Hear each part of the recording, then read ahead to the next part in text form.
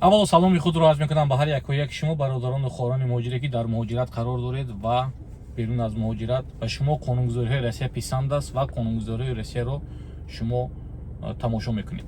ҳатман ба шабакаи мо обуна шуданро фаромӯш намекунем. Колокольчикро зер мекунем ки то хабарое ки дар ҳамин канал пайдо мешавад якум ба шумо рафта расад.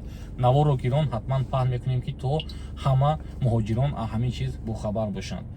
имрӯза навори мо дар бораи ҳукми аф, яъне ки амнистия, дар бораи қонуни висилка, дар бораи патенткати ки кор карда метавонад соли 2025 ки наметавонад. чхеле ки мо шумо медонем аз 5 феврали 2025 қонун бо ном висилка ба кор медарад. қонун бо ном висилка ин яъне ки маҷбурӣ берун кардан аз ҳудуди Россия муҳоҷироне ки ноқонунӣ дар ҳудуди Россия қарор доранд, яъне ки одамое ки ҳуҷҷатҳошон ҷобаҷо нест. ба одамое ки ҳуҷҷат дорад ин қонуни висилка дахл надорад. дар доираи ҳамин қонун дар ҳукумати рус як маҷлисе шуда гузашт ки ҳамин барои амнистия кардан, яъне ки одамое ки ноқонунӣ ҳастанд барои ҳуҷҷатҳошона қонунӣ кардан амнистия эълон кунему ҳукми аф, то ки ҳаминоро бахшем қонунӣ кунанд документофонои кор кунанд гуфта. ман ҳамин чиза ҳозир ба забони русӣ хонда ба забони тоҷикӣ тарҷима карда ба шумо мефаҳмонам, барое ки аксарияти мо забони русия намедонем. одамое ки дар комментарио менависанд ки қонуна агуҷо мегирӣ, агуҷо медонӣ, аз чӣ медонӣ, ман қонунҳое ки давлат ба мебурод дар сайти Кремли Россия ҷогир мешавад, ман ҳамун чиза гирифта ба шумо мерасонам. ягон хел дар шабакаи ман канали гапҳои дурӯғ нест, гапҳое ки реклама карда пулкоркунӣ нест. чӣ хеле ки мебинедон ман хос барои Аллоҳ видео мекунам ки то ки мардум ҳамин чиз бохабар бошад. мана ҳозир манин дар бораи амнистия чӣ шуда гузашт. В ходе заседания правительственной комиссии по миграционной политике под руководством вице-премьера Татьяны Голиковой. Татьяна Голиковой ин якумин одаме ки дасти рости Михаил Мишустин, яъне ки сарвазир. Михаил Мишустин сарвазир аст, дасти рости Владимир Владимирович Путин аст ва Вадим Мишустин Татьяна Голикова меистад. Татьяна Голикова яъне ки ҷонишини сарвазири рус. Михаил Мишустин сарвазир, Татьяна Голикова сарвазира ҷонишинаш, Владимир Путин президенти Россия ва президенти Россия дасти росташ Михаил Мишустин. Дар айни ҳол дар Россия премьер-министр мебошад сарвазир, яъне ки Михаил Мишустин.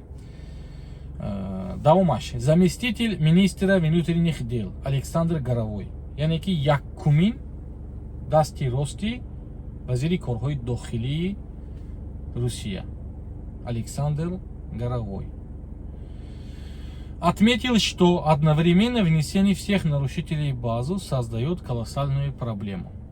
яъне ки агар мо ҳозир ҳамаи ноқонунӣ одамои гаштагиро ба база дохил кунем, базаи мо дош намедиҳад, яъне ки ин қадар одамое ки ҳозир ноқонунӣ қарор доранд мо ҳамаша яъне ки контрол карда наметонем, яъне ки ба роҳ монда наметонем, ҳамаша сраза як вақт ба чикарама базаҳо мо дош намедиҳад гуфта пешниҳод кард.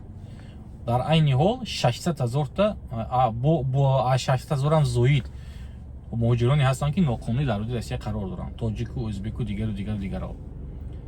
барои ҳамин чиз маҷлис шуда гузашт, бояд ки амнистия шавад. кае ки агар ҳамин чиз пурра маълум шуд, ман ҳатман дар ҳамин шабакаи худам даромада навор мекунам. шумо метавонед ки дар ҳамин шабака фаҳмед ки амнистия сар шуд ё сар нашуд. дар бораи патентки кор кардану накардан ҳаст ҷоҳое ки патентки кор кардан мумкин нест. як хел шаҳрҳо, мана Калуга мисол, мана бо дигар Калининграду дигар шаҳрҳое ки патенткати дар як хел корхонаҳо муҳоҷиро кор кардан ҳақ надоранд ва дар ҳамин регион ҳозир акун Московский областам дохил мешавад. аз 2025 сар карда дар кафеҳо, дар ресторанҳо, дар ҳамин хел ҷоҳое ки попшипитҳо кор карда наметавонад муҳоҷиро. аз 2025 патенткати одамое ки ВНЖ дорад, РП дорад, паспорт дорад кор мекунад, одамое ки патент дорад кор кардан мумкин нест. ҳатман навораи навро дар ҳамин шабака интизор шавед ва хабарои нав ба навро дар бораи қонунгузориҳои Россия пайдо кунед.